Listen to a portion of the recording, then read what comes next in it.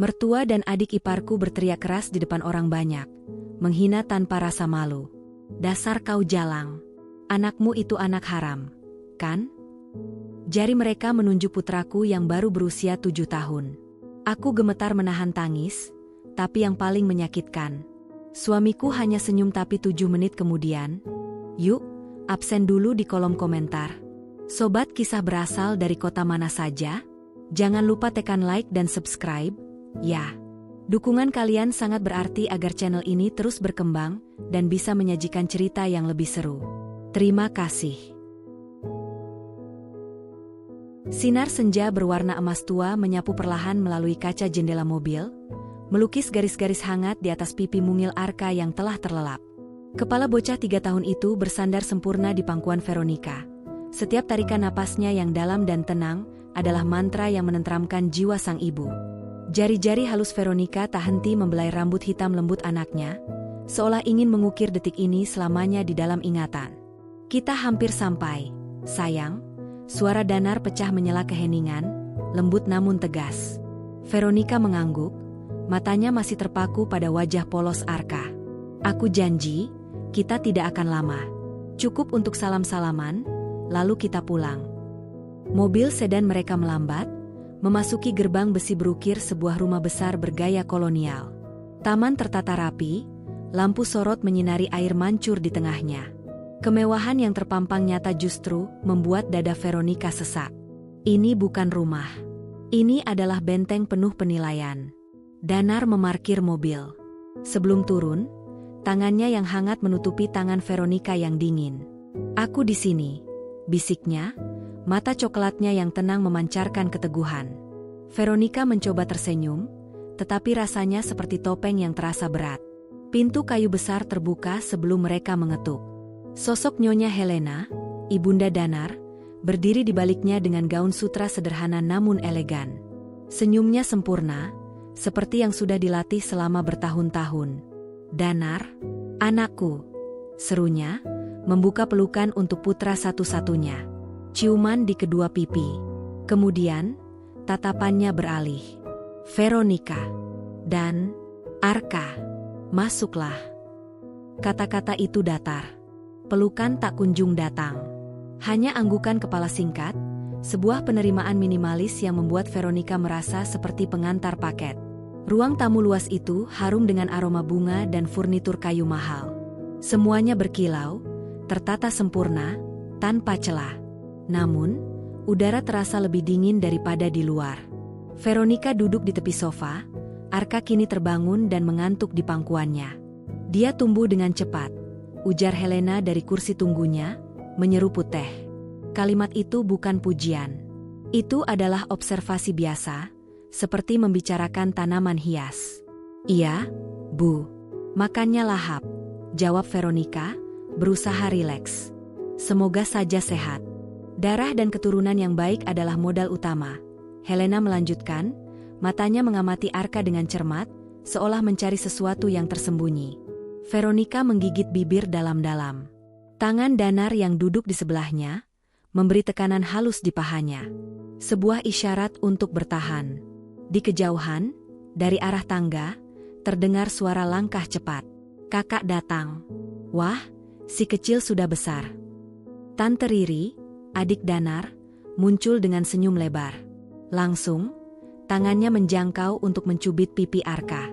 Bocah itu mengernyit, mendekatkan wajah ke dada ibunya. "Dia masih malu, Riri," kata Veronica pelan, "melindungi." Riri tertawa, tetapi matanya tajam. "Ah, anak-anak seusianya biasanya sudah lincah.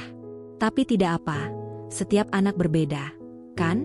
Mungkin sifatnya mirip pihak ibunya." Kalimat itu menggantung di udara, menusuk diam-diam. Danar menghela napas halus, sebuah embusan yang hanya bisa didengar Veronica. Senyum tipisnya tidak berubah, tetapi matanya, untuk sepersekian detik, memandang ke arah ponsel di meja tengah. Veronica menarik napas. Pertempuran belum resmi dimulai, namun sudah terasa di kulitnya.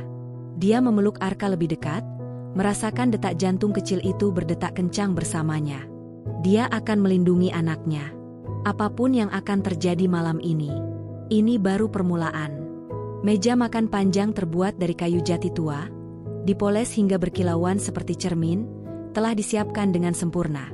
Piring-piring porselen bermotif emas, sendok garpu perak, dan gelas kristal tinggi memantulkan cahaya lampu gantung yang berkilauan. Namun, bagi Veronica, kemewahan ini hanyalah panggung yang megah untuk sebuah drama penghinaan. Dia duduk di sebelah Danar, dengan Arka di kursi tinggi khusus di antara mereka. Bocah itu sudah rewel, tangannya menepuk-nepuk bubur yang baru saja dihidangkan. Veronica berusaha sabar menyuapinya, mencoba mengabaikan tatapan dari seberang meja. Jadi, Veronica, Helena memulai, memotong sesempit mungkin daging di piringnya. Apa rencana untuk pendidikan Arka? Sekolah internasional? Tentu saja. Kami bisa memberimu rekomendasi. Kami masih mempertimbangkan, Bu, jawab Veronica, menyeka bibir Arka dengan serbet. Yang penting lingkungannya baik dan dia nyaman. Riri menyunggingkan senyum sinis. Nyaman? Dunia itu keras. Dik, kalau tidak disiapkan dari sekarang dengan fasilitas terbaik, dia akan tertinggal. Apalagi, dia jeda, menyesap anggur merahnya. Modal dasarnya sudah perlu usaha ekstra. Veronica membeku. Sendok di tangannya bergetar halus. Apa maksud tante? Ah, jangan sensitif. Aku cuma bilang, anak sekarang persaingannya ketat. Harus benar-benar dipersiapkan, ujar Riri, tapi matanya menantang. Suasana menjadi tegang. Hanya suara gemerincing perak dan kunyahan yang terdengar. Danar, di sampingnya, tetap fokus pada makanannya. Seolah konflik di sekelilingnya adalah suara latar belakang yang tidak penting. Keheningannya membuat rasa sakit di dada Veronica kian menjadi. Kemudian, Helena melanjutkan dengan nada yang seolah-olah biasa saja, namun setiap katanya seperti jarum. Persiapan memang kunci. Lihat Danar. Didikannya sejak kecil sangat ketat. Menjaga pergaulan, memastikan darah dan garis keturunannya tidak tercampur dengan yang sembarangan. Hasilnya bisa dilihat. Veronica merasa tenggorokannya kering. Mereka sedang menyerang tanpa menyebut nama, tapi sasarannya jelas, dirinya dan Arka. Mereka meragukan asal-usul anaknya.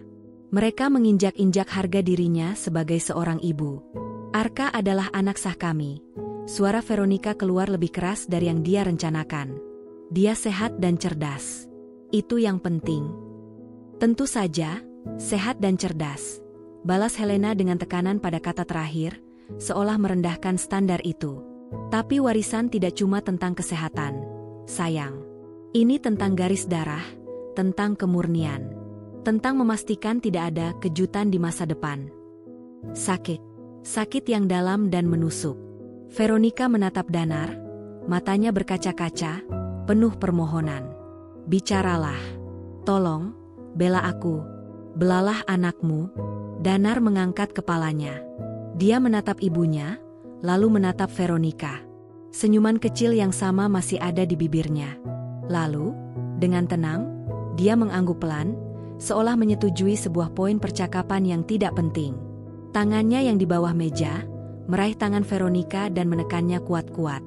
Itu bukan pembelaan verbal yang dia harapkan, tapi sebuah pegangan erat, sebuah isyarat untuk bertahan. Tapi bagi Helena dan Riri, diam dan angguran Danar itu adalah persetujuan. Mereka bertukar pandang puas. Lihat, Danar pun mengerti. Bisik Riri kepada Helena, cukup keras untuk didengar. Veronica menarik tangannya pelan dari genggaman Danar. Air matanya hampir tumpah. Dia merasa dikhianati oleh keheningan orang yang paling dia andalkan. Dia sendirian di medan perang ini, dengan anaknya sebagai tameng terakhir. Dia memandang Arka, yang kini sedang asyik menumpahkan bubur ke bajunya, tersenyum polos tanpa tahu ibunya sedang disiksa perlahan. Cintanya pada bocah itu membara, mengubah rasa sakit menjadi tekad baja.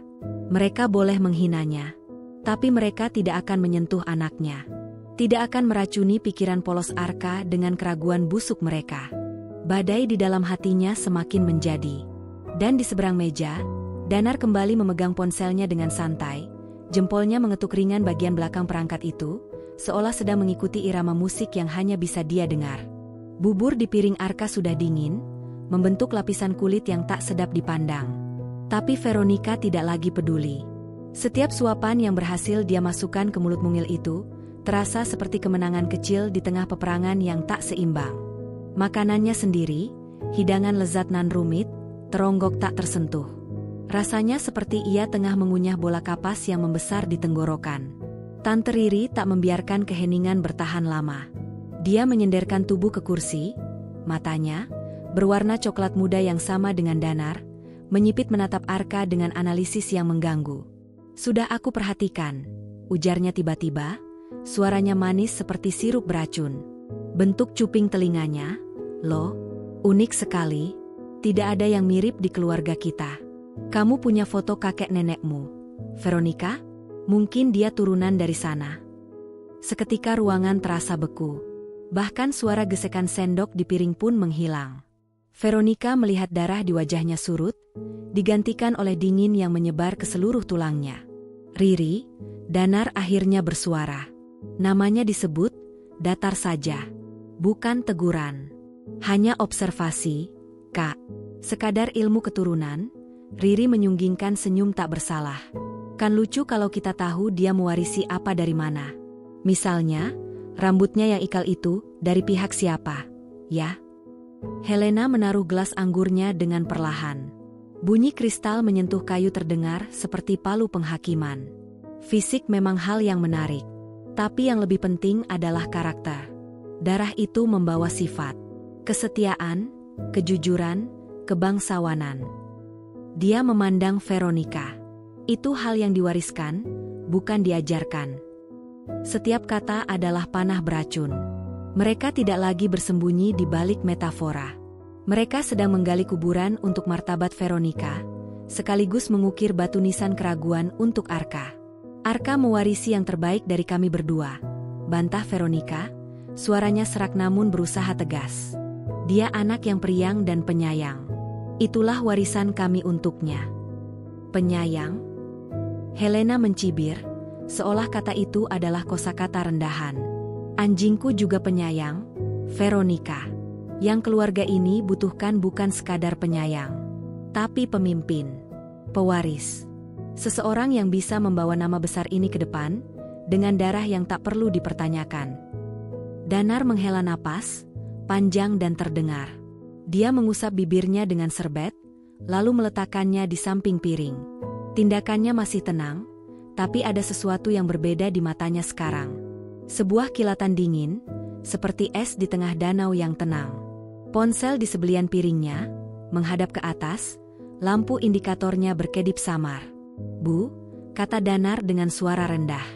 "Maksud ibu, darah yang tak perlu dipertanyakan itu seperti apa, tepatnya?" Pertanyaannya langsung, mengejutkan. Helena sedikit terbelalak. "Seperti darah kita, Danar. Murni, terhormat, dikenal. Dan kalau ada keraguan..." Danar menatap ibunya, tak berkedip. Apa yang harus dilakukan? Veronica menahan napas. Jantungnya berdebar kencang. Akhirnya, Helena mendongak, sikapnya angkuh. Keraguan harus dibersihkan. Diusir. Seperti kotoran yang mengotori permukaan berkilau. Agar tidak merusak yang murni. Tatapannya beralih tajam ke Arka, yang kini sedang berusaha meraih sendok perak. "Kadang, kita harus berani memutuskan sesuatu yang tidak mengenakan, demi kemurnian garis keturunan." Kalimat terakhir itu, jelas, kejam, tak terbantahkan. Rasa mual mendadak menyergap Veronica. Dunia di sekelilingnya bergoyang. Dia mendengar desisa nafasnya sendiri, mendengar detak jantung Arka yang didekapnya erat. Dia melihat mulut Helena yang terus bergerak, mendengar Riri menambahkan sesuatu dengan suara menusuk. Tapi semua suara itu seperti datang dari ujung terowongan yang panjang dan gelap. Satu-satunya yang fokus dalam pandangannya adalah Danar. Suaminya. Ayah dari anaknya. Dia melihat tangan Danar bergerak, dengan santai memutar ponsel di atas taplak meja putih bersih. Jari telunjuknya menekan sesuatu di samping perangkat. Sekali, dua kali. Sebuah gerakan kecil, biasa, yang bisa diartikan sebagai kegugupan atau kebosanan. Tapi Veronica tahu, Danar tidak pernah gugup, dan dia pasti tidak bosan. Di tengah gelombang penghinaan yang hampir membuatnya tenggelam, gerakan kecil itu adalah sebuah jangkar. Sebuah isyarat samar bahwa ini bukan hanya penderitaannya sendiri. Bahwa diamnya Danar bukanlah persetujuan, melainkan perangkap yang sedang disiapkan. Namun, pengetahuan itu tidak serta-merta menghilangkan sakitnya. Air mata panas akhirnya meluncur, membasahi pipinya sebelum sempat dia tahan. 1 tetes, lalu 2, jatuh ke rambut Arka yang halus. Riri melihatnya. "Ah, jangan menangis, Dik. Ini hanya obrolan keluarga. Kebenaran memang kadang pahit, tapi lebih baik dihadapi sejak awal." Kebenaran. Mereka menyebut racun mereka sebagai kebenaran. Veronica mengangkat kepala, matanya yang basah menatap kedua wanita itu dengan api yang baru saja menyala. Rasa sakitnya berubah menjadi bara kemarahan. Mereka telah melampaui batas. Mereka telah menyentuh sesuatu yang sakral.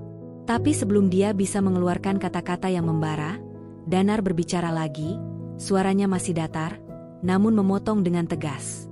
"Ibu, Tante, cukup," katanya. Hanya 2 kata. Tapi 2 kata itu mengandung peringatan yang membuat mereka terdiam sejenak.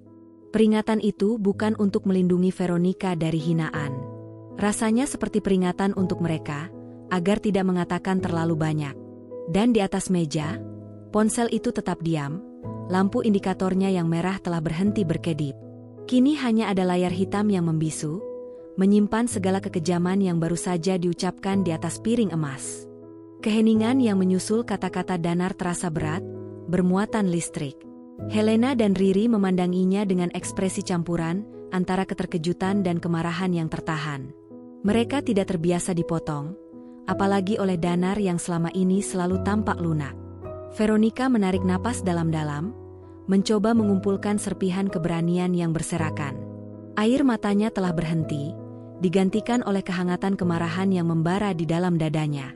Pelukan di sekitar Arka mengencang, melindungi, mengklaim. Anak ini adalah miliknya. Darah dan jiwanya sendiri. Tidak.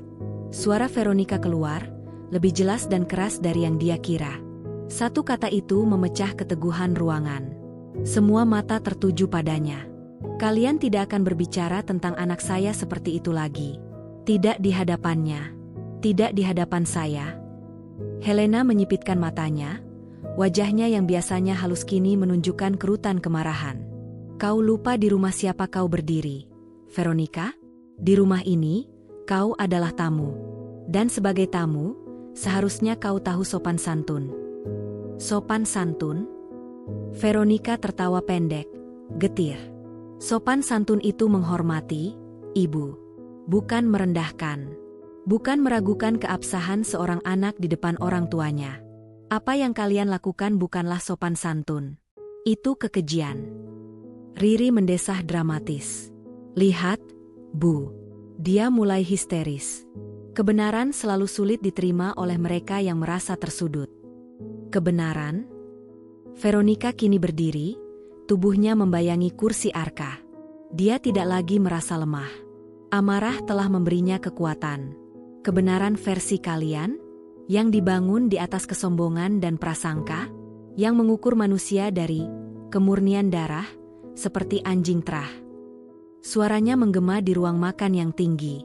"Arka lebih murni hatinya dalam tidurnya daripada kalian berdua dalam seluruh hidup kalian yang penuh kepalsuan ini." Helena berdiri dengan cepat, wajahnya memerah. "Berani-beraninya kau? Keluarga kami telah membangun nama ini selama beberapa generasi. Kami tahu apa itu kehormatan, sesuatu yang mungkin tidak pernah kau pahami." "Kehormatan?" Danar tiba-tiba bersuara. Dia masih duduk, tenang, tapi nadanya telah berubah. Dingin dan memotong seperti pisau bedah. "Mari kita bicara tentang kehormatan, Ibu." Tapi kemarahan Helena kini sepenuhnya tertuju pada Veronica. Dia mengabaikan putranya. "Kau pikir dengan menikahi Danar, kau sudah setara? Kau pikir dengan melahirkan anak, posisimu kuat? Kau hanya perempuan biasa yang beruntung." Dan anak itu, tangannya menunjuk lurus ke arah Arka yang mulai cemberut merasakan ketegangan, adalah pengingat akan kesalahan Danar. Sebuah noda yang harus kami terima. Sesuatu dalam diri Veronica patah. Dan sesuatu yang lain menyala dengan nyala liar. Dia melangkah maju, tubuhnya gemetar bukan karena takut, tapi karena kemarahan yang terdalam. "Jangan," desisnya, suaranya rendah dan berbahaya. "Jangan pernah menunjuk anak saya." Arka, yang merasa ibunya gemetar dan mendengar nada suara yang asing, mulai merengek ketakutan. "Mama." Suara kecil itu seperti tamparan bagi Veronica. Dia memalingkan wajah, melihat mata bening anaknya yang penuh ketakutan. Disitulah, garis batas itu terlampaui. Mereka tidak hanya menyakitinya, mereka telah menakuti anaknya. Mereka telah memasukkan racun mereka ke dalam ruang aman bocah itu. Veronica berbalik, menghadapi Helena sepenuhnya. Air mata telah mengering, yang tersisa hanya ketegangan baja di setiap ototnya. "Kau boleh membenci saya. Kau boleh merendahkan saya. Tapi kau menyakiti anak saya. Kau menakuti dia. Itu adalah satu-satunya kesalahan yang tidak bisa aku maafkan." Dia tidak berteriak. Dia berkata-kata dengan jelas, perlahan, memastikan setiap kata tertanam. "Dengarkan ini baik-baik.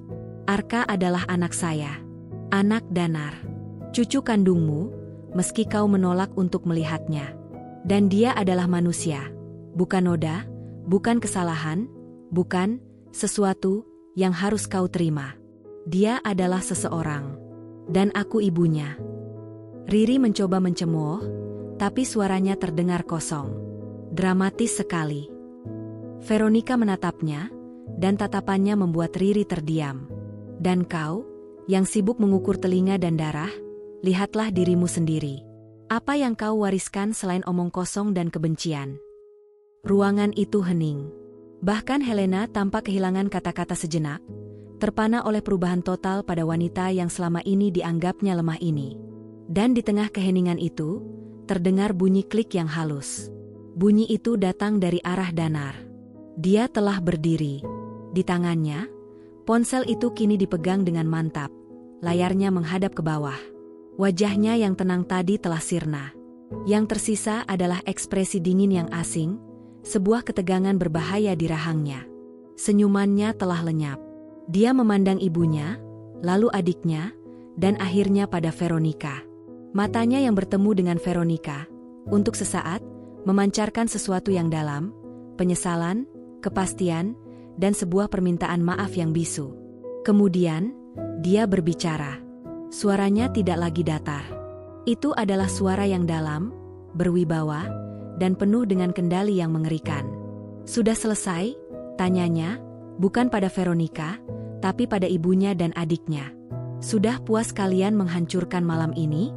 Sudah puas kalian melukai istri dan anak saya?" Dia tidak menunggu jawaban. Dia melangkah mendekati Veronica, berdiri di sampingnya.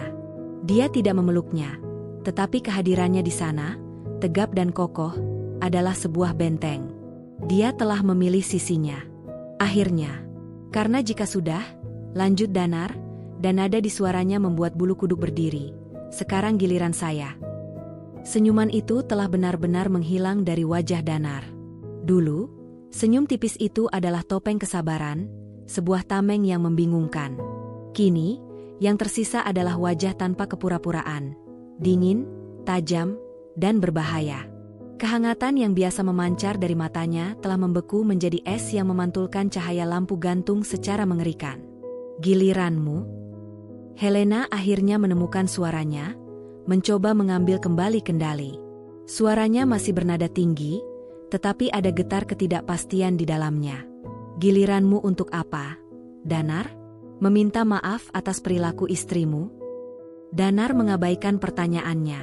Dia memandang mereka satu persatu, tatapannya seperti scanner yang membedah. "Selama bertahun-tahun, saya diam," ucapnya, suaranya rendah namun memenuhi setiap sudut ruangan yang hening itu. "Diam ketika ibu merendahkan pilihan hati saya. Diam ketika keluarga ini memperlakukan Veronica seperti pengganggu yang tak diundang.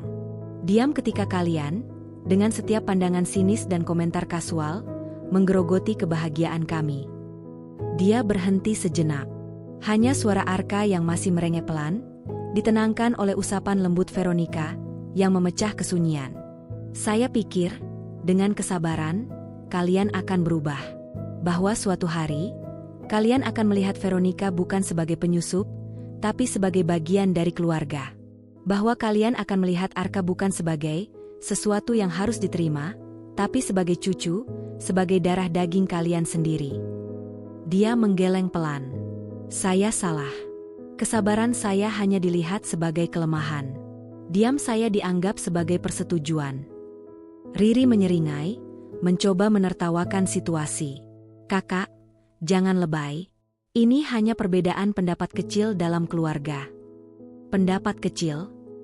Danar memotong, suaranya tiba-tiba mengeras seperti baja. Menyebut anak saya, noda, dan kesalahan adalah pendapat kecil? Meragukan keabsahan kelahirannya adalah perbedaan pendapat? Menakuti dia dengan kebencian kalian adalah hal sepele.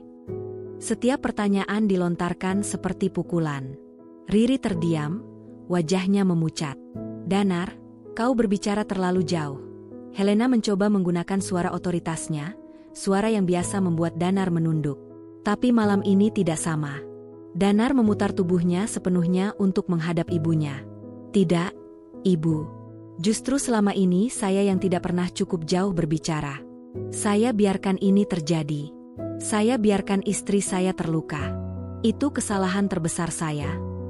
Veronica menatap profil suaminya, matanya berkaca-kaca lagi, namun kini karena kelegaan yang dalam. Dia tidak sendirian. Akhirnya, Danar mengangkat ponsel di tangannya.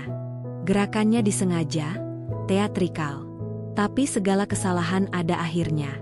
Dan keheningan saya malam ini, Ibu, bukanlah persetujuan. Helena melihat ponsel itu, dan untuk pertama kalinya, sebuah bayangan ketakutan melintas di matanya. Apa? Apa maksudmu? Maksud saya, kata Danar dengan sangat perlahan, seolah mengeja untuk seorang anak, bahwa setiap kata pedas, setiap hinaan, setiap racun yang kalian luapkan malam ini, tidak hilang begitu saja. Jempolnya bergerak di atas layar. Semuanya terekam di sini.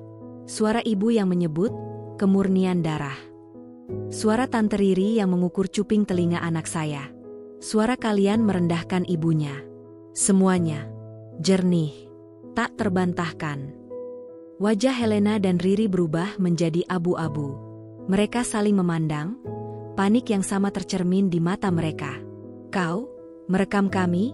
Bisik Helena, suaranya serak. Diam-diam? Itu tidak etis. Danar menyeringai, sebuah ekspresi sinis yang tidak pernah Veronica lihat sebelumnya. Tidak etis? Setelah semua yang kalian ucapkan malam ini, ibu berani bicara tentang etika. Dia tertawa pendek, hampa. Ini hanya rekaman percakapan keluarga, bukan? Seperti yang Tante Riri katakan, hanya obrolan. Dia menekan tombol putar. Dan dari speaker ponsel itu, suara mereka sendiri memenuhi ruangan, menjadi pengadil bagi mereka sendiri. Darah itu membawa sifat kebangsawanan. Itu hal yang diwariskan. Keraguan harus dibersihkan. Diusir. Seperti kotoran. Anak itu adalah pengingat akan kesalahan Danar. Sebuah noda. Suara itu terdengar lebih kejam, lebih jijik, ketika diputar ulang. Helena menyumbat telinganya, wajahnya meringis. Riri berdiri terhuyung, seperti ingin merebut ponsel itu, tetapi langkah Danar yang mantap dan tatapannya yang membeku membuatnya terpaku di tempat.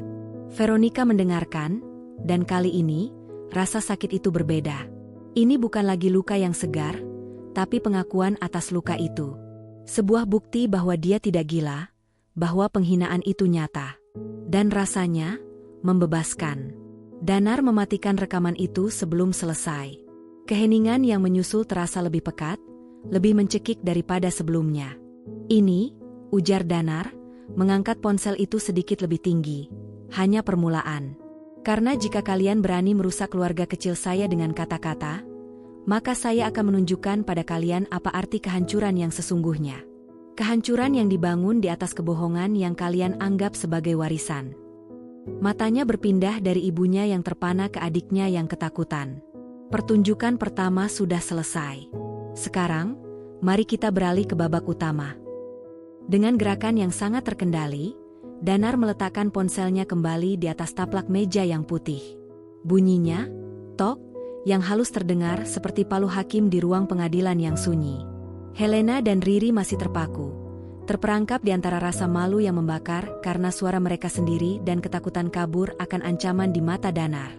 Babak utama, ulang Helena, berusaha mengembalikan sisa-sisa wibawanya yang runtuh. Suaranya bergetar. Apalagi yang kau mau, Danar? Mempermalukan ibumu sendiri di depan orang luar? Tatapannya menyapu Veronica dengan kebencian yang tak tersembunyi lagi. Danar tidak langsung menjawab. Dia berjalan perlahan ke kursinya, menggesernya, dan duduk. Dia tidak terburu-buru. Kini, dialah yang mengendalikan waktu. Ini bukan tentang mempermalukan, Ibu. Ini tentang keadilan. Kalian sudah menghakimi keluarga saya berdasarkan prasangka. Sekarang, izinkan saya menghakimi kalian berdasarkan fakta. Dia membungkuk, mengambil tas kerjanya yang diletakkan di samping kursi. Gerakannya lambat, sengaja. Dia mengeluarkan sebuah map folio berwarna abu-abu tua, tebal, dan tampak resmi. Di sudutnya, terdapat logo lama perusahaan keluarga, sebuah mahkota dengan 2 pedang bersilang. Helena mengenali map itu. Darah di wajahnya yang tadinya pucat kini surut sepenuhnya, meninggalkan warna seperti kapur. Bibirnya bergetar, tetapi tidak ada suara yang keluar.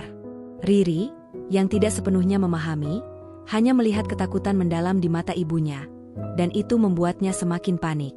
Kalian ingat perusahaan ayah? Kartawi Group? Danar bertanya, membuka map itu. Di dalamnya, terlihat tumpukan dokumen, grafik, dan beberapa foto hitam putih. Kebanggaan keluarga. Dibangun dari darah dan keringat murni, seperti yang sering ibu katakan. Apa urusannya dengan itu? Coba Riri, suaranya nyaring namun kosong. Ayah sudah meninggal, perusahaannya sudah dijual bertahun-tahun lalu. Dijual? Danar mengangkat satu alis. Ya, dijual. Dengan harga yang sangat murah, dalam kondisi hampir bangkrut. Tapi itu cerita untuk publik. Jarinya mengetuk-ngetuk tumpukan dokumen. Cerita sebenarnya ada di sini. Veronica memperhatikan dengan napas tertahan. Dia tak pernah melihat Danar seperti ini. Dingin, presisi, mematikan. Dia memeluk Arka yang sudah mulai tenang, seolah membutuhkan pegangan pada kenyataan. Setelah ayah meninggal mendadak, Danar melanjutkan, nadanya datar seperti membacakan laporan. Ibu mengambil alih. Bukan untuk menyelamatkan, tapi untuk menguras. Dana pensiun karyawan dialihkan. Klaim asuransi digelembungkan.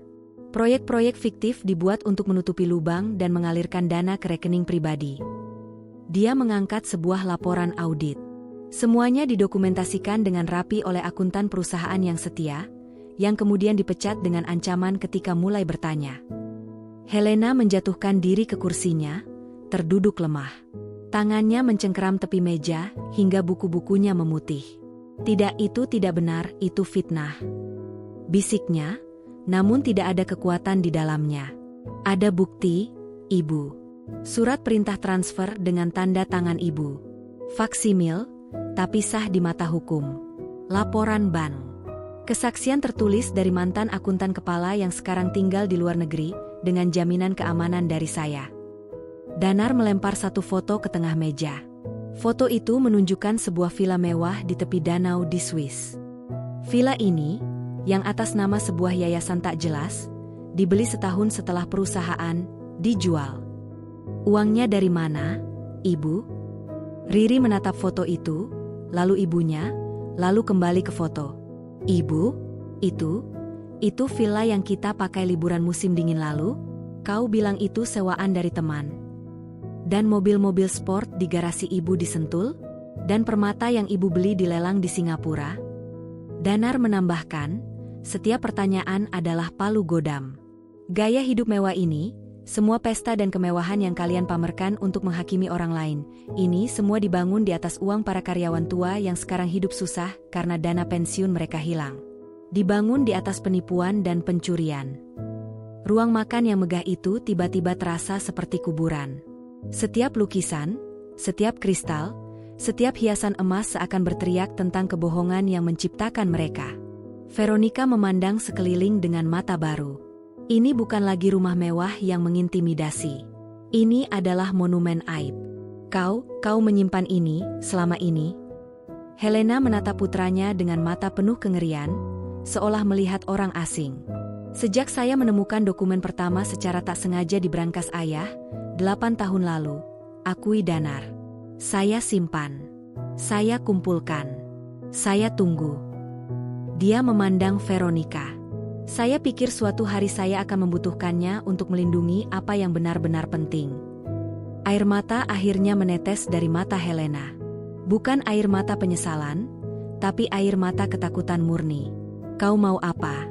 Danar? Uang? Harta? Ambil saja. Tapi jangan bawa ini ke pengadilan. Nama keluarga, nama ayahmu? Nama? Danar mengucapkan kata itu dengan cemooh yang meledak. Saat kalian menghina istri dan anak saya, meragukan darah mereka, mempertanyakan kehormatan mereka, di mana kepedulian kalian pada nama? Nama baik mereka tidak penting bagi kalian. Suaranya meninggi untuk pertama kalinya, gemuruh yang berisi sakit yang terpendam bertahun-tahun. Kalian hanya peduli pada nama yang dibangun dari kebohongan.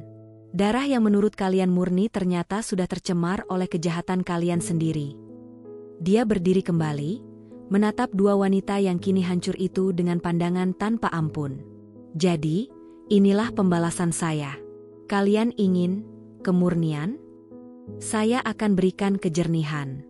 Kalian ingin membuang noda? Saya akan tunjukkan noda terbesar ada pada diri kalian. Dia menunjuk ponsel, lalu menunjuk map berisi dokumen. Pilihan ada di tangan kalian. Tinggalkan Veronica dan Arka selamanya. Hapus segala keraguan dan kebencian dari pikiran kalian. Atau, rekaman hinaan ini dan dokumen penipuan ini akan menemukan jalannya ke pengadilan dan media. Dunia akan tahu, kemurnian, sejati keluarga Kartawi. Danar mengambil napas panjang, menghembuskannya perlahan. Suaranya kembali tenang, namun lebih berbahaya dari sebelumnya. Sekarang, kalian punya waktu sampai besok pagi untuk memutuskan. Apakah kalian ingin mempertahankan topeng kemewahan kalian, atau melihatnya hancur berantakan di depan umum? Puncak konflik itu telah mencapai klimaksnya. Kekuasaan telah berpindah tangan sepenuhnya. Penghinaan telah dibayar dengan ancaman kehancuran total. Dan di tengah meja, di antara piring emas dan gelas kristal, terbaring dua senjata, sebuah ponsel biasa dan setumpuk kertas usang. Mereka lebih mematikan daripada teriakan manapun. Kesunyian setelah ultimatum Danar terasa lebih mengerikan daripada teriakan. Helena masih terduduk lunglai di kursinya, tubuhnya yang biasanya tegak kini seperti patung lilin yang meleleh. Air mata diam-diam membasahi pipinya yang keriput, melenyapkan sisa-sisa riasan sempurna. Riri berdiri di sebelah ibunya, tangannya gemetar menempel di sandaran kursi. Wajahnya kosong, dipenuhi rasa tidak percaya dan ketakutan. Veronica, dari seberang meja, menyaksikan kejatuhan itu dengan perasaan yang campur aduk. Ada kepuasan melihat si penyiksa akhirnya terluka, tetapi juga ada rasa iba yang tak diundang melihat dua manusia yang begitu hancur. Arka, yang merasakan ketegangan mereda, kini hanya memandang ibunya dengan mata lebar, jarinya yang kecil memainkan kancing bajunya. Danar adalah satu-satunya yang masih bergerak dengan tujuan. Dia tidak lagi melihat pada ibunya atau adiknya. Perhatiannya tertuju pada Veronica. Perlahan, dia berjalan mengelilingi meja, mendekati istrinya. Saat berhadapan, dia berhenti. Tatapannya yang tadi seperti es, kini mencair menjadi lautan penyesalan yang dalam. Dengan ini, bisiknya, hanya untuk telinga Veronica, semua hutang mereka lunas. Mereka tidak akan pernah mengganggumu lagi. Aku janji. Veronica mengangguk pelan. Dia ingin berkata banyak hal. Bertanya mengapa harus lama ini, mengapa dia harus menderita sendirian, tapi kata-kata itu terasa tidak penting sekarang. Hasilnya ada di depan mata. Perlindungan itu nyata. Dia merasakan beban bertahun-tahun perlahan terlepas dari pundaknya. Namun, Helena tiba-tiba menggeliat. Sebuah bisikan serak keluar dari mulutnya. Dokumen-dokumen itu, bagaimana kau mendapatkannya? Brankas ayah, aku sudah memusnahkan semuanya. Danar tidak menoleh. Tangannya masih memegang erat tangan Veronica. Tidak semua, Ibu. Ayah punya brankas lain. Yang kecil. Di balik lukisan ibuku di perpustakaan. Ibu tidak pernah tahu. Helena terisak. Suaranya seperti hewan yang terluka. Ayahmu, dia tidak mempercayaiku.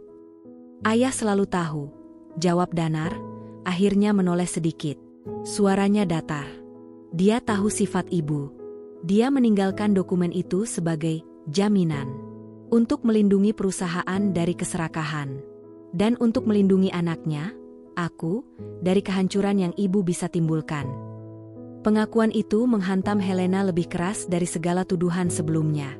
Suaminya sendiri telah merencanakan pengkhianatan terhadapnya dari alam kubur. Dia bukan hanya pencuri, dia juga adalah orang yang tidak dipercaya oleh orang yang seharusnya paling dekat. Dan rekaman tadi, kau rencanakan ini dari awal? Tanya Riri, suaranya kecil, seperti anak yang ketakutan. Danar akhirnya berpaling sepenuhnya kepada mereka. Saya tahu ibu dan Riri tidak akan bisa menahan diri saat melihat Veronica dan Arka. Kebencian kalian terlalu besar. Saya hanya memberikan panggung, dan kalian dengan sukarela memainkan peran antagonisnya.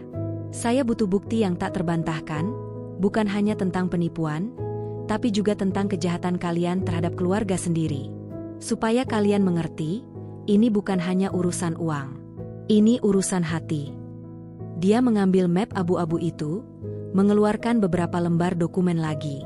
Bukan laporan keuangan, tapi foto-foto. Foto Helena sedang berbicara dengan seseorang yang dikenal sebagai makelar proyek fiktif. Foto Riri menerima kunci mobil sport dari dealer, dengan nota yang menunjukkan pembayaran dari rekening yayasan. Ini adalah salinan.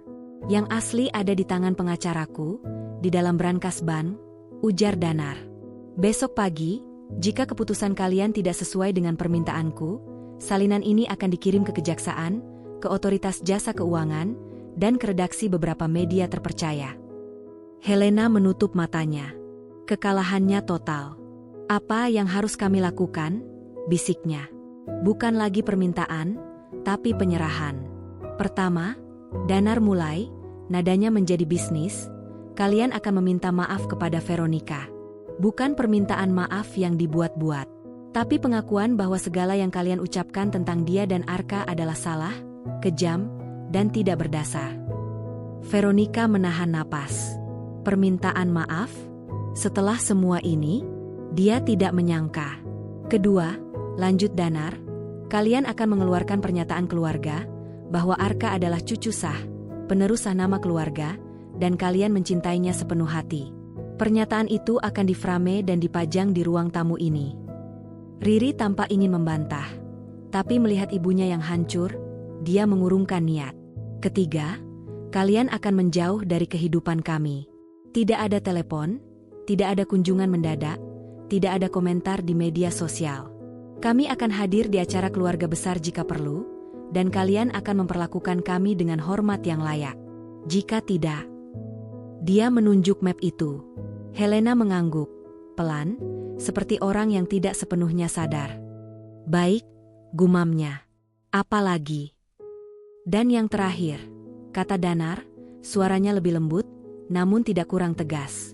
Ibu akan mulai mencicil pengembalian dana pensiun karyawan itu. Perlahan, dari hasil sewa villa di Swiss, dari penjualan perhiasan yang tidak perlu. Saya akan atur mekanismenya. Bukan untuk saya, tapi untuk membersihkan sedikit noda yang ibu buat. Itu adalah pukulan terakhir. Helena membuka matanya. Kau, mau aku jual harta bendaku? Bukan harta ibu, koreksi Danar dengan dingin. Itu uang orang lain yang ibu pakai untuk membeli harta itu. Kebenaran itu, yang dikeluarkan dari laci rahasia dan disajikan di atas meja makan mewah mereka, kini telah melucuti segala kedok. Tidak ada lagi kemewahan, hanya hutang. Tidak ada lagi kebanggaan, hanya rasa malu. Tidak ada lagi kekuasaan, hanya penyerahan. Danar akhirnya memandang Veronica. Kamu mau mendengar permintaan maaf mereka? Veronica melihat wajah Helena yang hancur dan Riri yang tak berdaya. Dia melihat Arka, yang kini mengantuk lagi di pelukannya. Dia menarik napas panjang. "Tidak," jawabnya dengan tenang. "Permintaan maaf mereka tidak akan mengubah apa yang sudah terjadi. Yang saya inginkan hanyalah jaminan bahwa ini tidak akan terulang. Dan itu sudah ibu berikan." Dia memandang Danar. "Aku sudah dapat yang aku butuhkan. Aku ingin pulang." Danar mengangguk, mengerti. Dia tidak memaksa. Perlindungannya tidak perlu disaksikan sampai ke titik penghinaan balik yang berlebihan. Dia mengambil map dokumen dan ponselnya. Lalu, dengan satu tangan memegang barang-barang bukti itu dan tangan yang lain merangkul bahu Veronica yang masih menggendong Arka, dia memandang untuk terakhir kalinya pada ibu dan adiknya. "Kami pergi. Ingat, besok pagi. Pilihan ada di tangan kalian." Dan tanpa menunggu jawaban, dia membimbing keluarganya, keluarga sejatinya, meninggalkan ruang makan yang megah, meninggalkan dua wanita yang terkoyak, meninggalkan rumah yang dibangun di atas kebohongan. Mereka berjalan melewati lobi marmer, keluar melalui pintu kayu besar, dan menghirup udara malam yang segar dan bebas. Pintu kayu besar rumah itu tertutup perlahan di belakang mereka, memutuskan pemandangan ruang mewah yang kini dipenuhi dengan kehancuran. Suara gesekannya yang halus terdengar seperti nafas terakhir dari sebuah era. Veronica, dengan Arka yang sudah tertidur lelap di gendongannya, menarik napas dalam-dalam. Udara malam yang sejuk dan bebas rasa terasa seperti air kehidupan setelah sekian lama terperangkap dalam ruang hampa. Danar membuka pintu mobil untuknya dengan tenang. Tak ada kata-kata yang diucapkan. Tak perlu. Saat mesin menyala dan mereka meninggalkan gerbang besi berukir itu, sebuah beban raksasa seakan terangkat dari pundak mereka berdua. Di dalam rumah, kehancuran itu berwujud nyata. Helena masih terduduk di kursi makan mewahnya, tetapi tubuhnya terlihat mengecil, menyusut di balik gaun sutra yang mahal. Tatapannya kosong, menatap piring emas yang berisi sisa makanan dingin di hadapannya. Setiap kilauan perak, setiap cahaya yang dipantulkan kristal, kini baginya adalah cermin yang memantulkan aibnya sendiri. Apakah dia akan melakukannya? "Bu," bisik Riri, suaranya bergetar ketakutan. Dia berjalan mondar-mandir di ruangan itu, tangannya meremas-remas rambutnya yang sempurna. "Apakah Kak Danar benar-benar akan menyerahkan semuanya ke polisi? Ke media?" "Apakah kau tidak mendengarnya?" jawab Helena, suaranya serak dan jauh.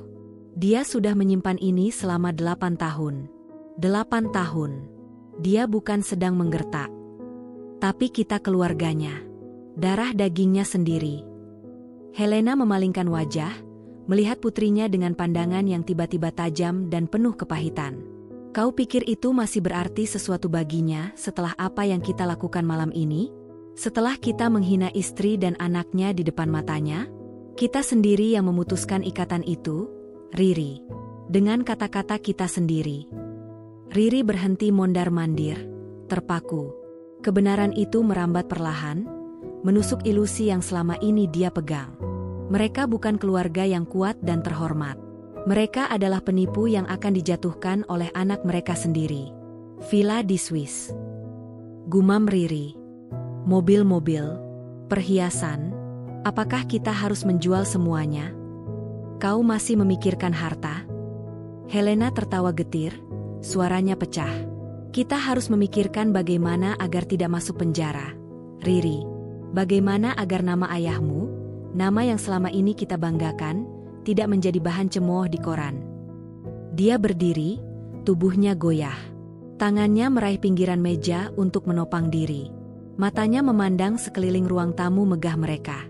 Lukisan-lukisan mahal yang dia beli di lelang, vas antik dari dinasti tertentu, karpet Persia yang langka. Semuanya tiba-tiba terasa asing, bahkan menjijikkan. Karena dia tahu, mungkin sebagian darinya dibeli dengan uang pensiun seorang karyawan tua yang sekarang hidup susah. Topeng kemewahan itu telah runtuh. Yang tersisa adalah wajah buruk rupa dari keserakahan dan kebohongan. Rumah ini bukan lagi istana, ia adalah bukti kejahatan yang berlapis emas. "Apa yang harus kita lakukan?" rengek Riri, air mata mulai mengalir. Ketakutan akan kehilangan gaya hidupnya kini menyatu dengan ketakutan akan hukum. "Kita akan melakukan apa yang dia katakan," jawab Helena, keputusasaan menyerah dalam suaranya. "Kita akan meminta maaf. Kita akan mengakui anak itu. Kita akan menjauh. Dan kita akan mulai mengembalikan uang-uang itu. Kata terakhir itu diucapkan dengan susah payah, seperti racun. Tapi kita tidak bisa hidup seperti orang biasa. Kita tidak tahu caranya. Belajar? Hardik Helena tiba-tiba, sisa-sisa amarahnya meledak. Atau kau lebih suka makan bubur di penjara? Atau melihat wajah kita menjadi headline berita skandal keuangan? Riri terdiam, terisak-isak. Dunia mereka yang sempurna, yang mereka bangun dengan susah payah di atas kebohongan dan uang curian, telah retak dan runtuhannya dalam waktu 1 jam. Sementara itu, di dalam mobil yang meluncur mulus menuju kota, keheningan yang berbeda menyelimuti Danar dan Veronica. Bukan keheningan tegang, melainkan keheningan kelegaan yang dalam. Veronica memandang keluar jendela, lampu-lampu kota berkilauan seperti bintang yang terjangkau. Apa mereka akan menurut? Tanyanya pelan. Ya, jawab Danar, yakin. Mereka terlalu mencintai kemewahan dan nama baik palsu mereka. Ketakutan kehilangan itu lebih besar daripada kebencian mereka pada kita. Mereka akan patuh. Dan dokumen-dokumen itu, kau benar-benar akan menyerahkannya jika mereka melanggar. Danar menatapnya sejenak sebelum kembali fokus pada jalan. Aku akan lakukan apapun untuk melindungi kamu dan Arka. Tapi, aku harap tidak perlu sampai ke situ. Aku tidak ingin Arka suatu hari nanti membaca tentang nenek dan tantenya di berita kriminal. Ada kedewasaan dan kesedihan dalam kata-katanya. Ini bukan kemenangan yang manis, tapi kemenihan yang pahit namun perlu. Veronica merenung. Kau menyimpan ini sendirian selama bertahun-tahun. Itu berat sekali. Tidak seberat melihatmu tersiksa setiap kali kita berkunjung, sahut Danar, tangannya meraih tangan Veronica yang bebas. Maafkan aku, karena membuatmu menanggungnya sendirian selama ini. Aku pikir dengan diam, badai akan berlalu. Ternyata aku salah. Badai itu harus dihadapi, dengan senjata yang tepat. Veronica memejamkan mata, merasakan kehangatan genggaman tangan suaminya. Dia memaafkan. Bukan karena lupa, tapi karena memahami. Dan karena melihat, akhirnya, betapa dalamnya cinta Danar pada mereka, cinta yang diam, sabar, namun siap meledak menjadi kekuatan yang tak terbendung saat mereka terancam. Mereka telah meninggalkan rumah kemewahan yang penuh kepalsuan. Mereka sedang menuju rumah mereka yang sederhana, yang dibangun dengan cinta yang sejati. Dan di belakang, rumah megah itu berdiri masih anggun. Namun kini hanyalah cangkang kosong dari sebuah kebohongan yang telah terbongkar. Topengnya telah runtuh, meninggalkan wajah aslinya yang buruk rupa untuk ditatapi dalam kegelapan oleh kedua penghuninya yang ketakutan. Keesokan harinya, matahari terbit seperti biasa. Namun bagi keluarga Kartawi di rumah megah itu, dunia telah berubah selamanya. Saat jam menunjukkan pukul 8 pagi, sebuah pesan singkat masuk ke ponsel Danar. Isinya singkat, tanpa salam pembuka, hanya dari sebuah nomor tak dikenal. Kami setuju. Tidak akan ada kontak. Pernyataan akan dikirimkan sore ini. Mohon kirim detail untuk pengembalian dana. Danar membaca pesan itu di meja makan kecil mereka, sambil menyeruput kopi. Dia menunjukkan layarnya pada Veronica, yang sedang menyuapi Arka bubur. Veronica membaca, lalu mengangguk pelan. Tak ada sorak kemenangan. Tak ada rasa puas yang meluap. Hanya sebuah pengakuan bahwa badai memang telah berlalu. Kau akan membalas? Tanyanya. Tidak perlu, jawab Danar. Diam adalah jawaban terbaik. Mereka akan mengartikannya sebagai penerimaan.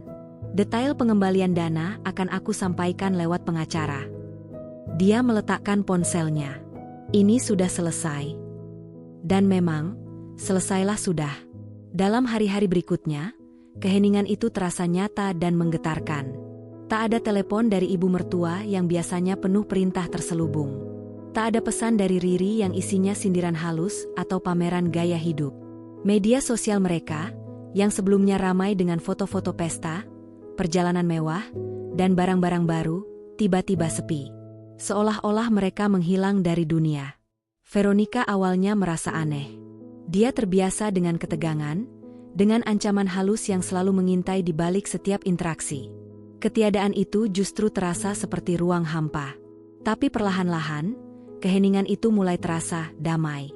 Dia bisa menghabiskan waktu dengan Arka di taman tanpa merasa diawasi.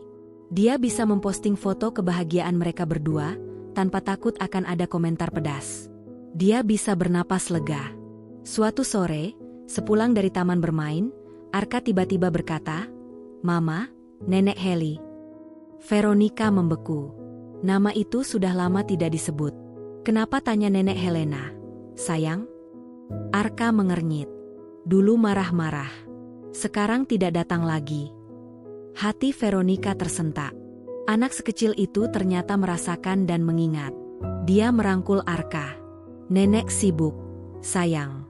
Tapi tidak apa-apa. Yang penting Arka senang. Ya? Dengan papa dan mama." Arka mengangguk, lalu tertawa melihat seekor burung di luar jendela. Lupakanlah begitu cepat. Polosnya anak-anak adalah sebuah anugerah. Sementara itu, di rumah besar bergaya klasik, keheningan itu adalah sebuah penjara. Helena membatalkan semua janji sosialnya. Dia memecat beberapa pelayan, menghemat pengeluaran. Dia mulai mengosongkan lemari-lemarinya, menyisihkan perhiasan-perhiasan yang paling mencolok untuk dijual diam-diam melalui seorang kurator terpercaya. Setiap kali melihat permata itu, dia merasakan mual. Ini bukan lagi kemewahan, ini adalah barang bukti. Riri, yang kehilangan arah tanpa drama keluarga sebagai bahan obrolan dan tanpa uang yang mudah untuk dibelanjakan, menjadi mudah marah dan murung. Dia berdebat dengan ibunya mengenai gaya hidup mereka yang tiba-tiba sederhana. Tapi setiap kali konflik memanas, mereka akan teringat pada ancaman Danar, dan pertengkaran itu reda dengan sendirinya, digantikan oleh ketakutan yang sama-sama mereka rasakan. Pernyataan keluarga yang dijanjikan datang.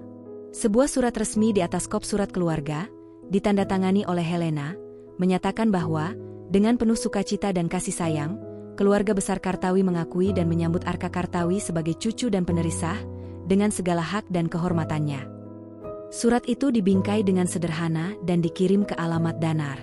Mereka tidak memasangnya di ruang tamu mereka sendiri, itu terlalu pahit untuk dilihat setiap hari.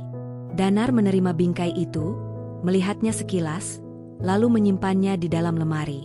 Bukti kepatuhan mereka, katanya pada Veronica. Kita tidak perlu memajangnya. Kita tahu siapa Arka. Tidak perlu pengakuan dari kertas. Ledakan konflik yang dahsyat telah berlalu. Yang tersisa adalah keheningan yang terbungkus kepatuhan paksa.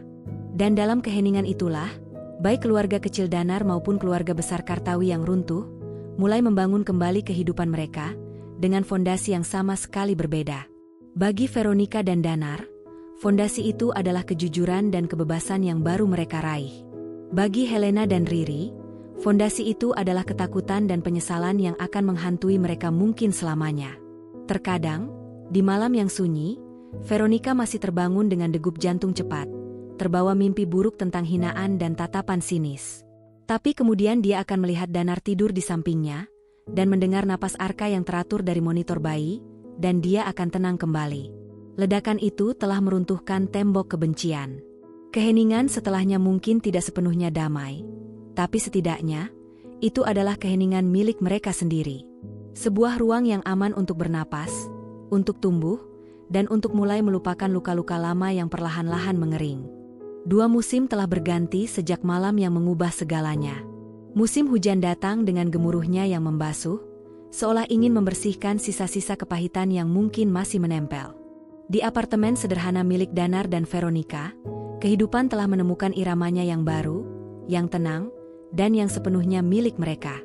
Suatu Sabtu pagi, cahaya matahari menyelinap masuk melalui tirai kain tipis, menerangi debu-debu yang menari di udara. Ruang keluarga yang berukuran sedang itu berantakan dengan cara yang indah. Blok-blok kayu warna-warni berserakan di karpet. Beberapa buku gambar penuh coretan krayon tertumpuk di sofa kecil. Di tengah kekacauan itu, Arka, dengan piyama bergambar dinosaurus, sedang asyik membangun menara setinggi dirinya, konsentrasi penuh terukir di wajah mungilnya. Veronica menyaksikannya dari meja makan, secangkir teh hangat di tangannya. Sebuah senyuman tipis, yang sekarang lebih mudah dan sering muncul, menghiasi bibirnya. Dia tidak lagi duduk di tepi kursi, siaga menghadapi serangan. Bahunya rileks. Napasnya dalam dan rata. Suara gesekan kunci terdengar dari pintu. Danar masuk, membawa aroma segar udara pagi dan kantong kertas berisi kue croissant dari toko favorit mereka di bawah apartemen. "Pagi," sapanya, suaranya hangat dan nyata. Tidak ada lagi lapisan dingin atau senyum misterius yang harus diartikan. "Papa," teriak Arka, menabrakkan menaranya sendiri dalam semangat untuk menyambut. Dia berlari kecil dan mencegat Danar di dekat pintu. Danar dengan mudah mengangkatnya, mendekap bocah itu. Ciuman di pipi. "Sudah sarapan belum, pejuang?" "Bubur. Mama kasih," jawab Arka, lalu matanya tertarik pada kantong kertas. "Itu apa?" "Hadiah untuk anak baik," goda Danar, menempatkan Arka kembali ke lantai sebelum meletakkan kantong itu di meja. Matanya bertemu dengan Veronica. "Tenang." Veronica mengangguk. "Sangat." Mereka duduk bersama, menikmati sarapan sederhana itu. Croissant yang renyah, teh yang harum, dan celoteh riang Arka tentang menara dan dinosaurus adalah kemewahan sesungguhnya. Tidak ada porselen bermotif emas. Tidak ada perak yang berkilauan. Tapi setiap gigitan terasa lebih nikmat. Setiap tawa terdengar lebih jernih. Setelah sarapan, Danar pergi ke lemari penyimpanan di lorong. Dia mengeluarkan sebuah bingkai kayu sederhana. Di dalamnya, surat pernyataan keluarga dari Helena itu masih terbaring, segel dan tanda tangan terlihat jelas. Dia membawanya ke meja kerja kecil di sudut ruangan, di dekat jendela. "Apa yang akan kau lakukan?" tanya Veronica, membersihkan meja. "Sudah waktunya menyimpan ini dengan benar," jawab Danar.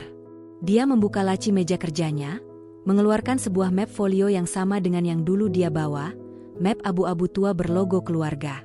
Dengan hati-hati, dia melepas kertas itu dari bingkainya, melipatnya, dan memasukkannya ke dalam map, bersama dengan salinan-salinan lain dari dokumen keuangan yang pernah menjadi senjatanya.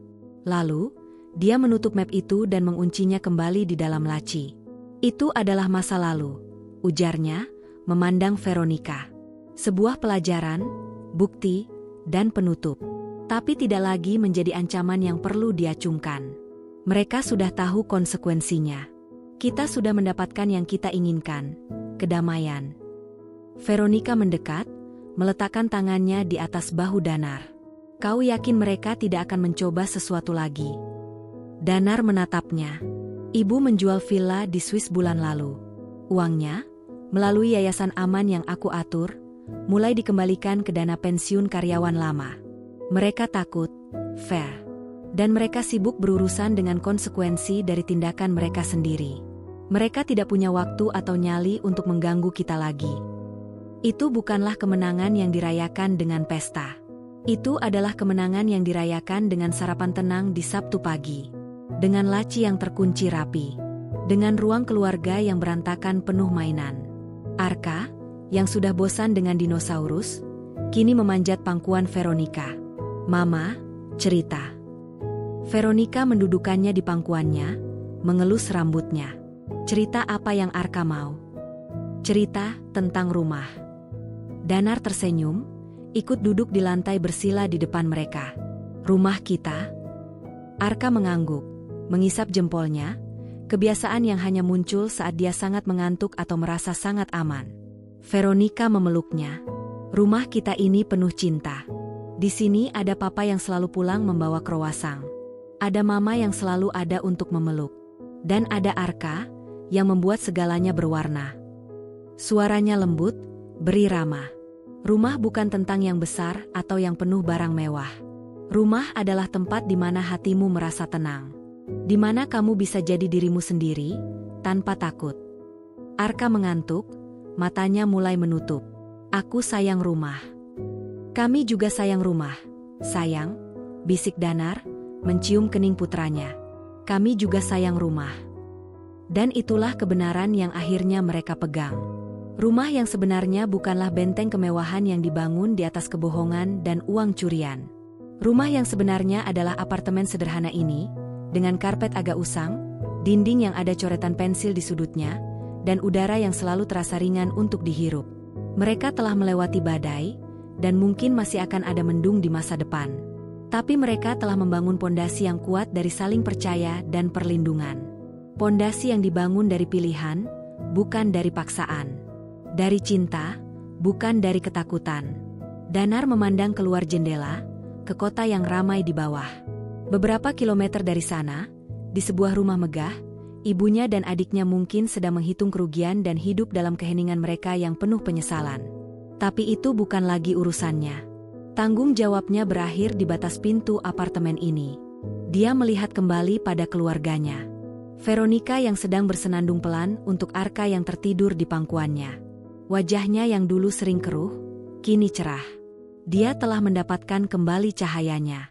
Danar tahu, tidak ada kemenangan mutlak dalam perang keluarga. Tapi ada gencatan senjata yang bisa diperjuangkan. Ada perdamaian yang bisa direbut.